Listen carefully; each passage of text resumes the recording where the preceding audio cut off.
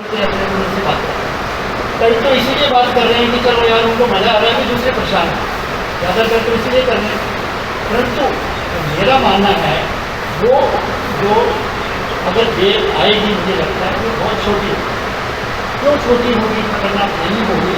क्योंकि एक तो ये है कि बहुत सारे जो लोगों को इन्फेक्शन हो चुके हैं, उनको दोबारा इन्फेक्शन होने के चांसेस कम है, हो सकती है परंतु कम है, तो होगी तो सीरियस नहीं थी। एक बात। दूसरा बात ये है कि वैक्सीनेशन लग रही है, 40 करोड़ लोगों को लग चुकी है, औरों को भी लगेगी। तो जिनको वैक्सीन लग चुकी है वो अपने लिए भी उनके लिए अच्छा है, दूसरों के लिए भी अच्छा है। तो दूसरा ये कारण है वैक्सीनेशन और पिछली जो इन्फेक्शन हो चुकी हैं, और ये दो कारण हैं जिससे लगता है कि थर्ड वेव जो आएगी वो छोटी होगी। और फिर सबसे बड़ा क्या है कि हम दूसरी वेव से बहुत सीख चुके हैं, तो बहुत वेल प्रिपेयर्ड हॉस्पिटल में जाइए, बेड सब कुछ हैं। जो सेकंड वेव के बाद जो डिसमेंटल कर लिए, जो आर्मी ने बनाए, अभी देखो वो बने हुए उनको नहीं हटाया इस पर। तो और जो है वेंटिलेटर ज़्यादा आ गए, प्राण ज़्यादा आ गए, ट्रेनिंग अच्छी होगी, लोगों को पता लग गया। तो इसलिए जो है हम जो है वो बेल करते हैं, इसलिए आएगी भी तो उसको जो लड़ना बहुत आसान होगा सेकंड वेव की तरफ। और देन जो हमारा बिहेवियर, अभी इसमें क्या है कि हम डर चुके हैं सेकंड वेव से, हर कोई डर वो, तो इससे तो जब डरे हुए हैं तो उस डर के मारे जब किसी वेव का पूरा न्यूज आएगी तो लोग जो है प्रॉपर प्रिकॉशन लेना शुरू कर देंगे। वो भी एक बहुत बड़ा कारण तो होगा कि थर्ड वेव कम आएगी, क्योंकि हमें भी थोड़ा ये डर है जो सेकंड वेव से पहले खत्म हो चुका है। फर्स्ट और सेकंड वेव क्या नहीं, ये तो फर्स्ट वेव आई चली गई, कुछ नहीं होगा। इसलिए जो है जो नेक्स्ट वेव है वो आ सकती है, आएगी तो मेरा ये मानना है वो इसका मैक्सिमम आप सोचता हूँ इसका मैं आपका कारण बताऊँ। अब सबका देखो ये बहुत बड़ा है कि बच्चों को ज़्यादा है, बच्चों को ज़्यादा नहीं होगा। क्यों ज़्यादा नहीं होगा? क्योंकि बच्चे तो भगवान होते हैं। वो ये इसलिए मैं बता रहा हूँ।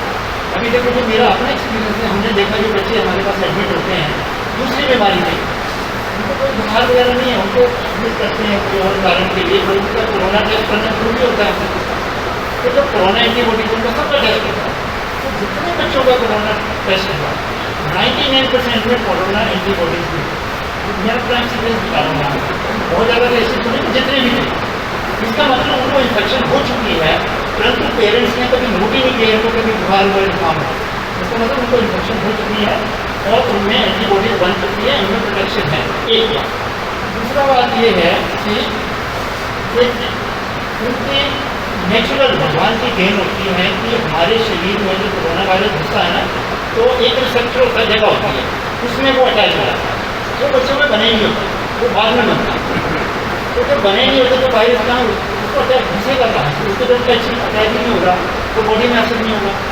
ऐसे उनको रिसेप्टर होते हैं, वो बच्चों में बहुत कम होते हैं उम्र के साथ। तो वो एक दूसरी बात है, इसलिए उनको नहीं होगा। एंड देन इम्यूनाइजेशन भी चालू होगी, 18 साल से ऊपर होगी, 12 से ऊपर भी हो जाएगी। जो बहुत सारे जो ट्रायल चले हुए हैं, आने वाले समय में वो हो जाएगी। और जब 18 साल से ऊपर वो एक कॉम्प्लिकेशन नहीं, फिर उसके बाद वो 6 साल से ऊपर हो जाएगी तरह से, तो बच्चों की वैक्सीनेशन आ जाएगी। एंड देन जैसे मैंने बोला, भगवान अपने बच्चे को उसकी रेजिलियंस, जो बच्चों की कैपेसिटी होती है लड़ाई को लड़ने की, बीमारियों को लड़ने की, वो बहुत ज़्यादा है। तो इसलिए जो है बच्चों को बहुत ज़्यादा डरने की जरूरत नहीं है, उनको कम हो सकती है, परंतु हमारी तरह ही होगी। फिर आपने एक और सुना होगा कि मल्टी ऑर्गन को फेलियर हो रहा बच्चों में, आगे सीरियस हो जाएंगे, सुनाना हो जाएंगे। हमारे जितने भी बच्चों किसी को कुछ नहीं, उसका लिवर भी खराब था, उसका किडनी भी खराब थी, उसका ब्रेन भी होगा, पर सब बच्चे ठीक हो। और ऐसा तो है नहीं कि भाई किसी बीमारी से किसी को बचने से, आप सिंपल जो वायरल जुकाम होता है उससे भी कई बार आपने देखो से करती है। तो ऐसा इस वायरस के लिए कोई अलग से नहीं है, ये वायरस भी दूसरे वायरस की तरह है। तो इसलिए इसको प्रिकॉशन लेनी है, तो कितनी प्रिकॉशन लेनी है उतनी प्रिकॉशन लेनी है, उससे ज़्यादा प्रिकॉशन होगी तो मुश्किल है। तो बच्चों का भी बहुत ज़्यादा जो आप लोगों को डर है, डर आपके दिमाग से निकल जाए वो। तो ये भी हर कोई अपना अपना अंदाज़ा लगा रहा है। क्यों आएगी, जिन्होंने अगस्त में बोला उसका अपना अंदाज़ा है, ऐसा नहीं है कि वैसे बोल दिया, कहीं का अपना अंदाज़ा कब आएगी। तो जब भी आएगी, छोटी आएगी, हाँ, कोई बहुत ज़्यादा चिंता करने की जरूरत नहीं है, अपना प्रिकॉशन जरूर लेना है, उसमें कोई डाउट नहीं है। और जो है वो भी डिपेंड करेगा कि देखो कब आएगी, से कितनी हमें इम्यूनिटी डेवलप हो चुकी है, हाँ, और जो इम्यूनिटी आई है वो कितनी रहती है, क्योंकि नया वायरस है ना ये। और वही अगेन कि हम कैसे बिहेव करते हैं, मास्क लगाते हैं कि नहीं लगाते हैं, तो हिल स्टेशन पर जा रहे हैं नहीं जा रहे हैं, क्राउड में जा रहे हैं नहीं जा रहे हैं। 5 महीने के बाद जो है उनकी वाइफ का मुझे फोन आया कि अनफॉर्चुनेटली ही डाइड। तो मैं कहा क्यों हुआ? कहते उनके कैंसर था अंदर, जो डॉक्टर के कहने से बड़े दिनों से था वो दबा। मेरा ये कंक्लूजन था कि शायद वो जो ग्लोए खाते थे ना, उन्होंने उसको छोड़ा, उसने उसको दबा दिया, बट वो बिल्कुल उसको खत्म नहीं किया उसने, वो अंदर भटका गया। तो जब उसका फर्स्ट डे जब डायग्नोज हुआ, उनको पता लगा गुर्दे का कैंसर, तो ब्रेन में कैंसर था, क्योंकि वो उनको अस्पताल इसलिए ले गए वो चक्कर। तो जब वो देखा तो ब्रेन में उसके जो तो ये मुझे पता नहीं ग्लोए के वो है नहीं। सेकेंड जो मैंने आपको स्टोरी सुना दी वो तो पेपर में आया कि महाराष्ट्र में 5 लोग मर गए ग्लोए खाने से, बिकॉज वो ग्लोए खा रहे थे अपनी एनर्जी बनाने के लिए और उनका लिवर खा गया।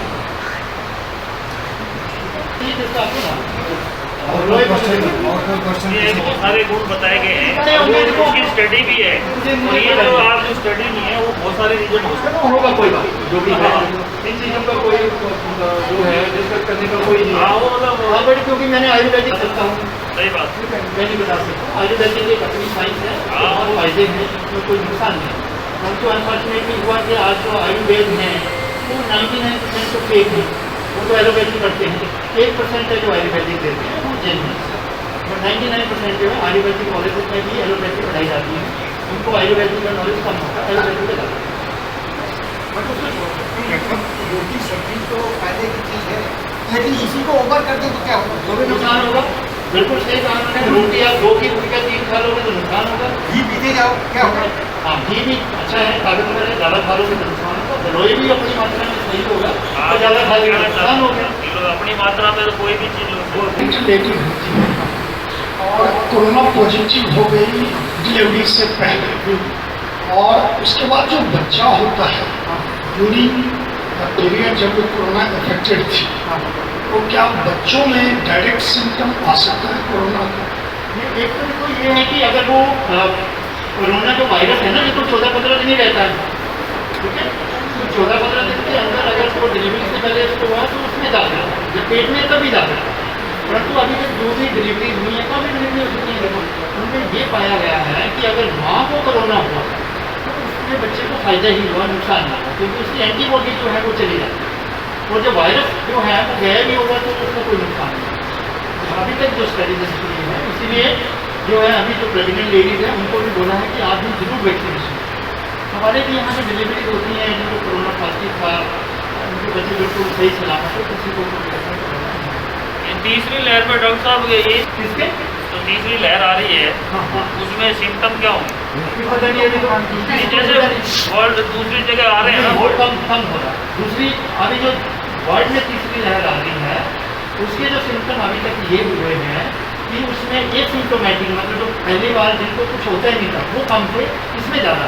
कहने का मतलब इसमें बुखार ज़्यादा लोगों को, बुखार बढ़ेगा, बुखार ज़्यादा लोगों को हो रहा है। पहले मान लो जो पहले से था, अगर 100 लोगों को हुआ तो उसमें 10-15 ही लोग थे जिनको बुखार हो रहा था, ये कम्प्लीकेट 80 लोग तो पता ही नहीं लगता। अभी उल्टा है, अभी 70-80% के लोग हैं जिनको हो रहा है, उनको बुखार हो रहा है, परंतु उसके आगे की जो कॉम्प्लिकेशन वगैरह है वो ज़्यादा नहीं है, वो उतनी ही है, उतनी ही है जो थर्ड वेव का जो है ना। और तीसरा देखो क्या है, ये जो वायरस है ना, इसको अभी तो कोई पढ़ नहीं पाया अच्छी तरह से। सबसे पहले ये चल रहा है कि भाई ये नेचुरल वायरस है या इंसान ने बनाया हुआ, क्योंकि देखो ये जो वायरस है ना थोड़ा हटके है। पहले वायरस विंटर में होते थे, वो विंटर में होते थे, ठीक है। जो वायरस गर्मियों में होते थे, डेंगू वायरस वो गर्मियों में होते थे, जो सर्दियों में होते थे डायरिया रोटा वायरस वो सर्दियों में होते थे। तो वो जो वायरस है वो बड़ी स्पेसिफिक होते हैं।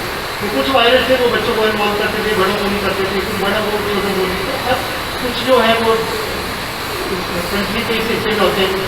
ये वायरस का अलग क्या है, ये हर मौसम में हो रहा है, हर एज को इन्वॉल्व कर रहा है, और हर इलाके में, इसलिए जो है ये वायरस थोड़ा हटके है, इसलिए थोड़ा जो है इसको आगे प्रेडिक्ट करना भी लोगों को थोड़ा सा मुश्किल होता है। वायरस जैसे स्टार्ट हुआ था तो उसमें बुज़ुर्गों के लिए कहा गया था, उसके बाद अब जो यंग के लिए कहा गया, अब जो तीसरी जो लहर आ रही है वो बताया जा रहा है बच्चों के लिए है। क्या वायरस से उम्र देख के आ रहा है क्या? नहीं, वो देखो ऐसा हो रहा है क्योंकि पहले क्या हुआ, जो बच्चे हैं उन्हीं को एक तो प्रोटेक्ट में रखा, ज़्यादा घर के अंदर रखा, दूसरा ये कि उनको इम्यूनाइजेशन नहीं लगी।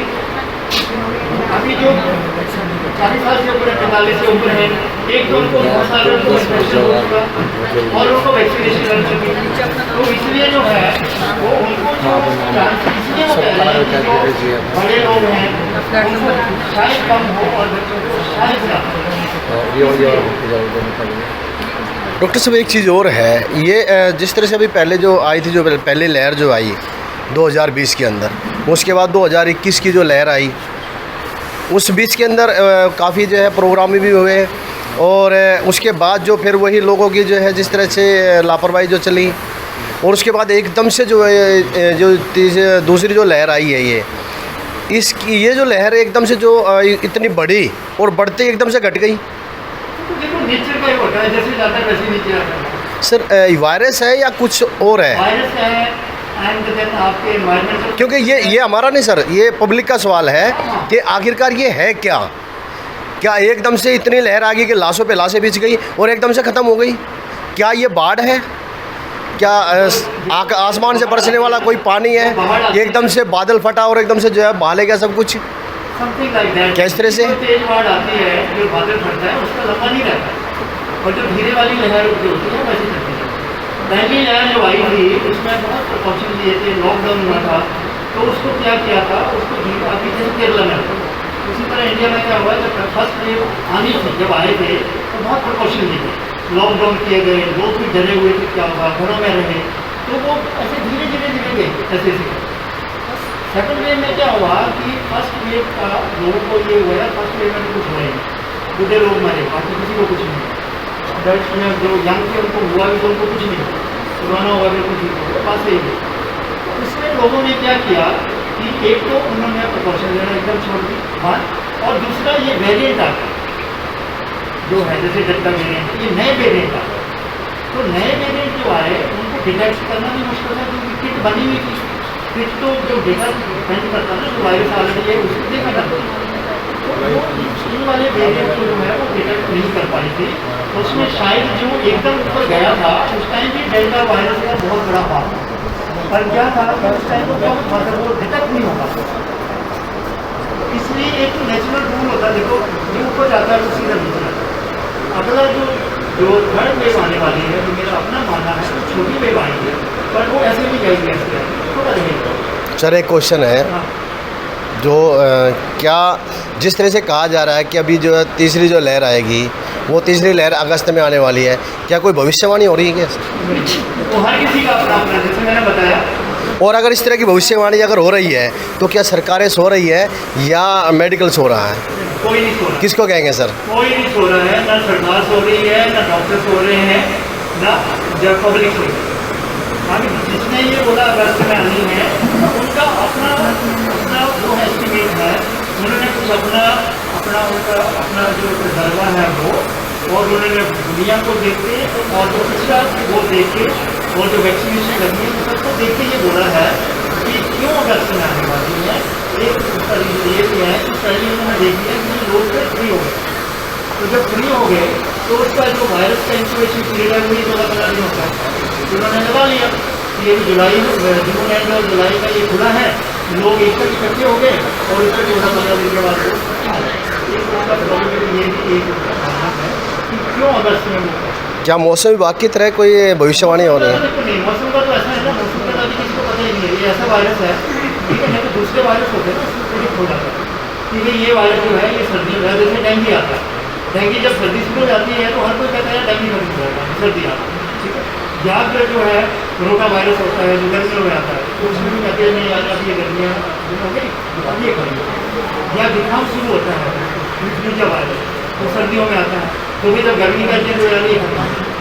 ये वायरस थोड़ा हटके इसमें कोई सीजन का कोई लेना देना नहीं, गर्मियों में भी हो रहा है, सर्दियों में भी हो रहा है, बरसात में भी हो रहा है, छोटे बच्चों को भी हो रहा है, बड़ों को भी हो रहा है, नॉर्थ में भी हो रहा है, ईस्ट में भी हो रहा है, वेस्ट में भी हो रहा है, हर जगह।